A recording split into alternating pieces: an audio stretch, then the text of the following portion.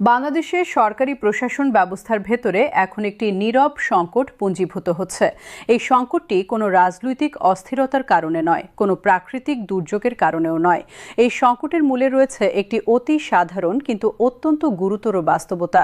দেশের 14 লক্ষ সরকারি কর্মচারী প্রতিদিন যে পরিমাণ অর্থ উপার্জন করেন তা দিয়ে তারা একটি স্বাভাবিক জীবনযাপন করতে পারছেন না।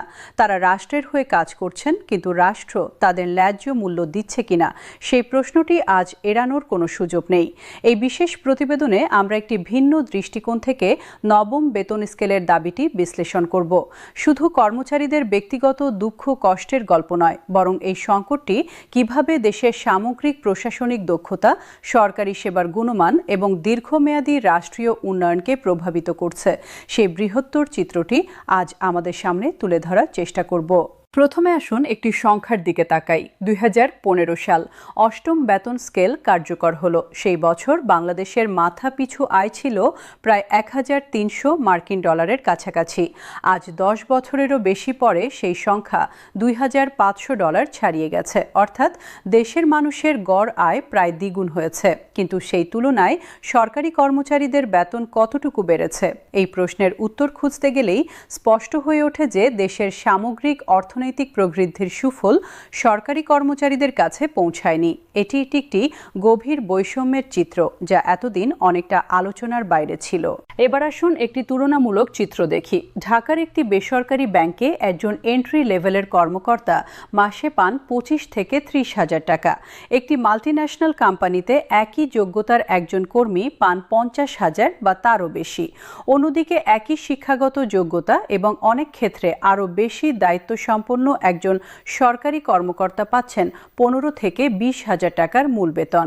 এই বিশাল ব্যবধান একটি গুরুতর প্রশ্ন সামনে নিয়ে আসে। মেধাবী তরুণ প্রজন্ম কি সরকারি চাকরিতে আসবে, নাকি ভালো বেতনের আকর্ষণে বেসরকারি খাতে চলে যাবে? এই প্রশ্নের উত্তর ইতিমধ্যেই মাঠে পাওয়া যাচ্ছে। দেশের শীর্ষস্থানীয় বিশ্ববিদ্যালয়গুলোর মেধাবী স্নাতকদের একটি বড় অংশ এখন সরকারি চাকরির পরিবর্তে বেসরকারি খাত, বহুজাতিক কোম্পানি বা বিদেশে ক্যারিয়ার গড়তে বেশি আগ্রহী, কারণ একটাই, বেতনের বৈষম্য। এই প্রবণতা দীর্ঘমেয়াদে সরকারি প্রশাসনের মান কমিয়ে দেবে, কারণ প্রশাসনের মান নির্ভর করে সেখানে কর্মরত মানুষের মেধা ও দক্ষতার উপর। যদি মেধাবীরা সরকারি সেবায় না আসেন, তাহলে দীর্ঘমেয়াদে ক্ষতিগ্রস্ত হবে পুরো দেশ। বিষয়টি আরও গভীরে গেলে একটি প্যারাডক্স সামনে আসে। সরকার চায় দুর্নীতিমুক্ত প্রশাসন, সরকার চায় জনগণ দ্রুত ও সঠিক সেবা পাক, সরকার চায় কর্মচারীরা নিষ্ঠার সঙ্গে দায়িত্ব পালন করুক। কিন্তু একই সঙ্গে সরকার যদি কর্মচারীদের এমন বেতন দেয় যা দিয়ে তারা সংসার চালাতে পারেন না, তাহলে এই দুটি প্রত্যাশা একসঙ্গে পূরণ হওয়া কঠিন। এটি একটি কাঠামোগত দ্বন্দ্ব। এই দ্বন্দ্বের সমাধান না করে কেবল শাস্তিমূলক ব্যবস্থা দিয়ে সুশাসন প্রতিষ্ঠা করা সম্ভব নয় বলেই অভিজ্ঞ বিশেষজ্ঞরা মনে করেন। রাজশাহীর একজন সরকারি কলেজের অধ্যাপকের সঙ্গে কথা হয়েছিল আমাদের। তিনি বললেন, আমি একটি প্রাইভেট বিশ্ববিদ্যালয়ে পার্ট টাইম পড়াতে পারতাম। সেখানে একটি ক্লাস নিলে 500 থেকে 1000 টাকা পেতাম। অনেক সহকর্মী সেটা করেনও, কিন্তু তখন সরকারি কলেজে আমার পূর্ণ মনোযোগ থাকে না। আমি চাই শুধু এখানেই পড়াই, ভালোভাবে পড়াই, কিন্তু এই বেতনে শুধু এখানে আটকে থাকলে সংসার চলে না। এই একটি কথাই বাংলাদেশের সরকারি শিক্ষা খাতের একটি বড় দুর্বলতার ছবি ধরা পড়ে যায়। কুমিল্লার একটি উপজেলা স্বাস্থ্য কমপ্লেক্সে কর্মরত একজন চিকিৎসকের অভিজ্ঞতাও প্রায় একই রকম। তিনি বলেন, সরকারি চাকরিতে আসার আগে স্বপ্ন ছিল গ্রামের মানুষের কাছে চিকিৎসা পৌঁছে দেব। এখনও সেই স্বপ্ন আছে, কিন্তু বাস্তবতা হলো এখানে বেতন এত কম যে প্রতিদিন বিকেলে প্রাইভেট চেম্বারে বসতে হয়, না হলে মাস চলে না। প্রাইভেট চেম্বারের পর ক্লান্ত হয়ে বাড়ি ফিরি, পরদিন আবার সকালে সরকারি হাসপাতালে ডিউটি। এই ক্লান্তি আমার সেবার মানে প্রভাব ফেলে কিনা সেটা আমি নিজেই জানি না, কিন্তু বিকল্প কি? এই স্বীকারোক্তি একটি সিস্টেমিক ব্যর্থতার প্রতিফলন। এখন আসা যাক সংখ্যার কথায়। বাংলাদেশের সরকারি বেতন বিলের পরিমাণ বছরে প্রায় 80 থেকে 90 হাজার কোটি টাকা। নবম বেতন স্কেলে গড়ে 30% বৃদ্ধি হলে বাড়তি ব্যয় হতে পারে প্রায় 25 থেকে 30 হাজার কোটি টাকা। এই সংখ্যাটি বিশাল, সন্দেহ নেই। তবে এই সংখ্যাকে একটি বিনিয়োগ হিসেবে দেখলে চিত্রটি বদলে যায়। যদি এই বাড়তি বেতনের কারণে দুর্নীতি কমে, সরকারি সেবার মান বাড়ে, প্রশাসনিক দক্ষতা উন্নত হয় এবং মেধাবী তরুণরা সরকারি সেবায় আসেন তাহলে দীর্ঘমেয়াদে রাষ্ট্র যে লাভ পাবে তা এই বাড়তি ব্যয়ের চেয়ে অনেক বেশি হতে পারে। বিনিয়োগের রিটার্ন হিসেব করতে হবে দীর্ঘমেয়াদে, স্বল্পমেয়াদী চাপের কথা মাথায় রেখেও। তবে এই বাড়তি অর্থের সংস্থান কোথা থেকে হবে সেটি একটি গুরুত্বপূর্ণ প্রশ্ন। অর্থনীতিবিদরা কয়েকটি পথের কথা বলছেন। প্রথমত, কর আদায় বৃদ্ধি। বাংলাদেশের জিডিপির তুলনায় কর জিডিপি অনুপাত এখনও অনেক কম, মাত্র 8 থেকে 9% মধ্যে। এই অনুপাত 15% নিয়ে যেতে পারলে অতিরিক্ত রাজস্ব দিয়ে বেতন বৃদ্ধি সম্ভব। দ্বিতীয়ত, অনুৎপাদনশীল ভর্তুকির পুনর্বণ্টন। কিছু ক্ষেত্রে যে ভর্তুকি দেওয়া হচ্ছে সেগুলো যাচাই করে দেখা দরকার কোনটি আসলে প্রয়োজনীয় এবং কোনটি অপচয়। তৃতীয়ত, সরকারি ব্যয়ে দক্ষতা বৃদ্ধি। অনেক সরকারি প্রকল্পে যে পরিমাণ অর্থ ব্যয় হয়, সুষ্ঠু ব্যবস্থাপনায় সেই ব্যয় কমিয়ে আনা সম্ভব। এই সাশ্রয়ী অর্থ বেতন বৃদ্ধিতে ব্যবহার করা যেতে পারে। আরেকটি কোণ থেকে দেখা যাক, বাংলাদেশের বেসরকারি খাত এখন অনেক শক্তিশালী। তৈরি পোশাক শিল্প, ব্যাংকিং খাত, টেলিযোগাযোগ, আইটি শিল্প, এইসব খাতে বছরে কোটি কোটি টাকার মুনাফা হচ্ছে। এই খাতগুলো যদি ন্যায্য কর দেয়, যদি কর ফাঁকি কমানো যায়, তাহলে সরকারের রাজস্ব বাড়বে। এই বাড়তি রাজস্বের একটি অংশ সরকারি কর্মচারীদের বেতন বৃদ্ধিতে ব্যবহার করা যেতে পারে। এটি কোনো অসম্ভব স্বপ্ন নয়, এটি একটি যুক্তিসঙ্গত রাজস্ব নীতির প্রশ্ন। খুলনার একজন সরকারি সমাজকর্মীর সঙ্গে কথা হলো। তিনি কাজ করেন পথশিশু ও সুবিধাবঞ্চিত মানুষদের জন্য। তার কাজের পরিধি বিশাল, কিন্তু বেতন অত্যন্ত কম। তিনি বলেন, আমার কাজটা শুধু অফিসে বসে ফাইল দেখা নয়, প্রতিদিন মাঠে যেতে হয়, মানুষের ঘরে যেতে হয়, অনেক সময় দুর্গম এলাকায় যেতে হয়। যাতায়াত ভাতা যা পাই তাতে অর্ধেক খরচও হয় না, বাকিটা নিজের পকেট থেকে দিই। এভাবে কতদিন চলবে? তবু কাজ ছেড়ে যেতে পারি না, কারণ এই মানুষগুলো তো আমার উপর নির্ভর করে আছে। এই একজন কর্মচারীর মধ্যে দেশের প্রতি যে দায়বদ্ধতা, তাকে কি রাষ্ট্রের সম্মান করা উচিত নয়? ময়মনসিংহের একটি সরকারি হাসপাতালের এক্স-রে টেকনিশিয়ান জানালেন, তার কাছে প্রতিদিন গড়ে 60 থেকে 70 জন রোগী আসেন। প্রতিটি রোগীর এক্স-রে সঠিকভাবে করতে হবে, রিপোর্ট সঠিক হতে হবে, কারণ এই রিপোর্টের ওপর ভিত্তি করে চিকিৎসক চিকিৎসা নির্ধারণ করেন। এত দায়িত্বশীল কাজ করেও তার বেতন একটি চায়ের দোকানের মালিকের আয়ের চেয়েও কম। তিনি জিজ্ঞেস করলেন, এটা কি ন্যায্য? এই প্রশ্নের উত্তর দেওয়ার দায়িত্ব রাষ্ট্রের। এই পরিস্থিতির আরেকটি অদৃশ্য প্রভাব রয়েছে। যখন একজন সরকারি কর্মচারী আর্থিক চাপে থাকেন, তখন তার মানসিক স্বাস্থ্য ক্ষতিগ্রস্ত হয়। গবেষণা বলছে, আর্থিক উদ্বেগ মানুষের মনোযোগ, সিদ্ধান্ত গ্রহণ ক্ষমতা এবং কর্মদক্ষতা কমিয়ে দেয়।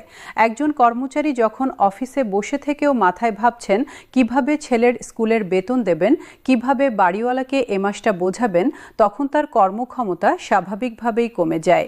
এটি কোনো দোষের বিষয় নয়, এটি মানব মনোবিজ্ঞানের একটি স্বাভাবিক প্রতিক্রিয়া। পরিবার পর্যায়ে এই সংকটের প্রভাব আরও গভীর। সরকারি কর্মচারীদের সন্তানরা অনেক সময় ভালো শিক্ষা থেকে বঞ্চিত হন, কারণ বাবা বা মা সরকারি স্কুল কলেজে সর্বোচ্চ দিতে পারলেও প্রাইভেট কোচিং বা ভালো শিক্ষা প্রতিষ্ঠানের সুযোগ দিতে পারেন না। এই সন্তানরা বড় হয়ে যখন দেখে তাদের বাবা মা সারা জীবন দেশের সেবা করেও এই অবস্থায় আছেন, তখন তারা কি সরকারি চাকরিতে আসতে উৎসাহী হবে, নাকি তারা ভাববে অন্য পথে যাওয়াই ভালো? এই মনস্তাত্ত্বিক প্রভাব দীর্ঘমেয়াদে সরকারি সেবার মান ও কর্মচারী সংকটকে আরও জটিল করে তুলতে পারে। এবার আসা যাক একটি ভিন্ন কিন্তু গুরুত্বপূর্ণ প্রসঙ্গে। বাংলাদেশের সরকারি কর্মচারীদের একটি অংশ গ্রামীণ ও প্রত্যন্ত অঞ্চলে কর্মরত। তারা শহরের সুযোগ সুবিধা থেকে দূরে থেকে দেশের প্রান্তিক মানুষদের সেবা দিচ্ছেন। একজন ইউনিয়ন পরিষদের সরকারি কর্মচারী, একজন প্রত্যন্ত গ্রামের কৃষি সম্প্রসারণ কর্মকর্তা, একজন দুর্গম এলাকার প্রাথমিক বিদ্যালয়ের শিক্ষক, এরা শহরের সুবিধা ছেড়ে দিয়ে দেশের শেষ প্রান্তে সেবা দিচ্ছেন। তাদের ত্যাগ ও অবদান কি যথেষ্ট স্বীকৃত হচ্ছে? এই প্রশ্নের উত্তর যদি না হয়, তাহলে ভবিষ্যতে প্রত্যন্ত অঞ্চলে কর্মচারী পাঠানো আরও কঠিন হয়ে পড়বে। বরিশালের একটি উপকূলীয় এলাকায় কর্মরত একজন সরকারি কৃষি কর্মকর্তা বললেন, আমি এখানে কাজ করি কারণ কৃষকদের প্রয়োজন আছে, কিন্তু আমার পরিবার ঢাকায়।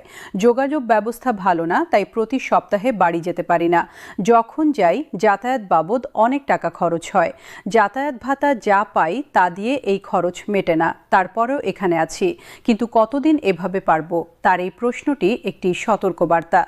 যদি এই কর্মচারীরা একদিন বলেন আর পারছি না, তাহলে তাহলে দেশের প্রত্যন্ত অঞ্চলের মানুষ কার কাছে যাবেন? এই পুরো আলোচনার মধ্যে একটি গুরুত্বপূর্ণ বিষয় উঠে আসছে। কর্মচারীদের সুখী রাখা মানে শুধু তাদের প্রতি দয়া দেখানো নয়, এটি একটি কৌশলগত রাষ্ট্রীয় সিদ্ধান্ত। যে রাষ্ট্র তার কর্মচারীদের ভালো রাখে, সেই রাষ্ট্রের নাগরিকরাও ভালো সেবা পায়। এই সম্পর্কটি সরাসরি এবং অবিচ্ছেদ্য। পৃথিবীর যে দেশগুলোতে সরকারি সেবার মান সবচেয়ে ভালো, সেই দেশগুলোতে সরকারি কর্মচারীদের বেতন ও সুযোগ সুবিধাও তুলনামূলকভাবে ভালো। এই যোগসূত্রটি উপেক্ষা করার কোনো সুযোগ নেই। বাংলাদেশ সরকারের পক্ষ থেকে যুক্তি দেওয়া হয় যে বেতন বাড়ালে মূল্যস্ফীতি বাড়তে পারে। এই যুক্তিতে কিছুটা সত্যতা আছে, তবে পুরোটা নয়। কারণ সরকারি কর্মচারীরা যখন বাজারে বেশি ব্যয় করবেন, তখন দেশীয় উৎপাদন বাড়বে।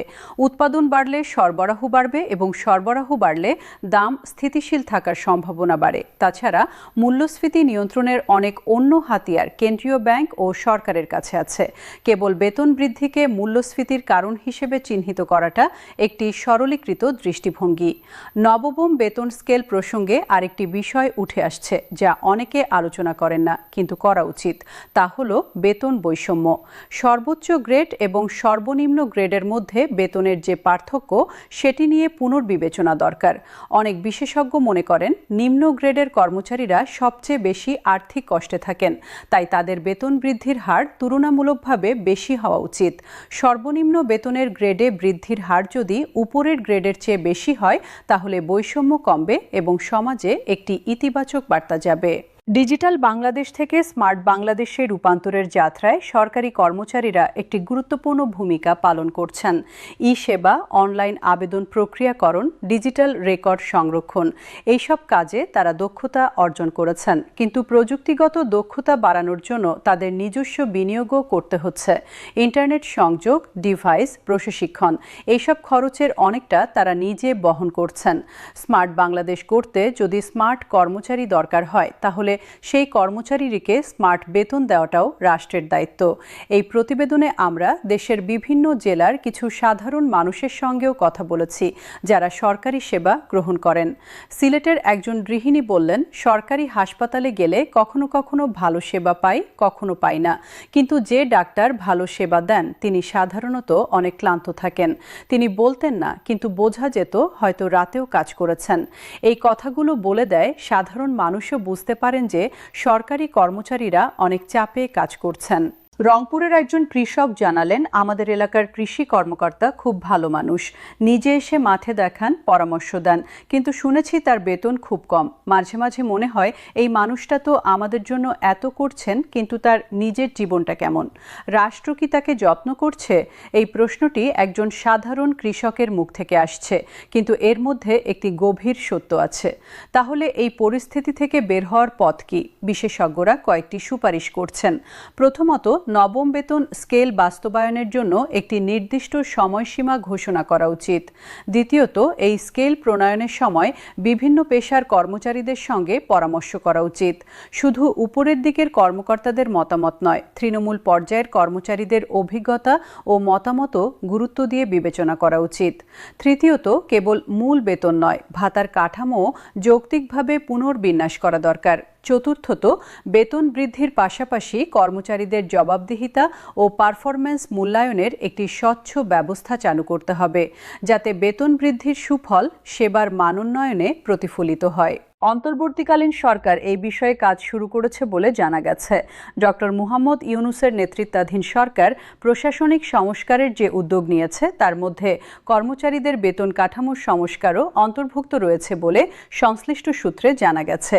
এই উদ্যোগকে স্বাগত জানানো উচিত, তবে স্বাগত জানানোর পাশাপাশি একটি প্রত্যাশাও থাকবে। এই সংস্কার যেন সত্যিকারের কার্যকর হয়, যেন এটি শুধু কাগজে কলমে না থেকে মাঠ পর্যায়ে বাস্তবে রূপ নেয়। রাজনৈতিক দলগুলোর কাছেও একটি স্পষ্ট বার্তা থাকা উচিত। সরকারি কর্মচারীদের বেতন একটি দলীয় বিষয় নয়, এটি একটি জাতীয় বিষয়। যে দলই ক্ষমতায় থাকুক না কেন, এই বিষয়ে জাতীয় ঐকমত্য থাকা দরকার। বিএনপির তারেক রহমান, আওয়ামী লীগ সহ অন্যান্য দলের নেতৃত্ব, সুশীল সমাজ সবাই যদি একটি সুষ্ঠু বেতন কাঠামোর পক্ষে একমত হন, তাহলে এটি বাস্তবায়ন আরও সহজ হবে। সবশেষে যে কথাটি বলার তা হলো এই সংকটটি আসলে একটি সুযোগও বটে। নবম বেতন স্কেল বাস্তবায়নের মাধ্যমে বাংলাদেশ একটি নতুন অধ্যায় শুরু করতে পারে। এমন একটি প্রশাসনিক ব্যবস্থা গড়ে তোলার সুযোগ যেখানে মেধাবী মানুষ আসবেন, সৎ থাকবেন এবং পরিশ্রম করবেন, যেখানে একজন কর্মচারী গর্বের সঙ্গে বলতে পারবেন আমি সরকারি চাকরি করি এবং আমি সুখী। এই দিনটি দূরে নয় যদি সঠিক সিদ্ধান্ত সঠিক সময়ে নেওয়া হয়। 14 লক্ষ সরকারি কর্মচারী প্রতিদিন যে ত্যাগ স্বীকার করছেন, যে কষ্ট সহ্য করছেন তার স্বীকৃতি দেওয়ার সময় এসেছে। নবম বেতন স্কেল সেই স্বীকৃতির একটি বড় পদক্ষেপ হতে পারে। দেশের প্রতিটি সচেতন নাগরিকের উচিত এই দাবিকে সমর্থন করা, কারণ এই কর্মচারীরা সুখে থাকলে, তাদের সেবা ভালো হলে সেই সুফল পাবে পুরো দেশ। এটি কোনো একটি গোষ্ঠীর দাবি নয়, এটি একটি জাতির সামগ্রিক উন্নয়নের প্রশ্ন।